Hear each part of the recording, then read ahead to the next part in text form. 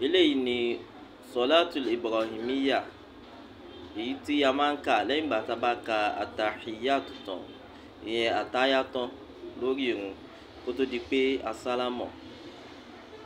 Allahumma salli ala Muhammadin wa ala ali Muhammadin kama sallaita ala Ibrahima wa ala ali Ibrahima innaka hamidun majid. Allahumma barik ala Muhammadin wa ala ali Muhammadin innaka hamidun majid.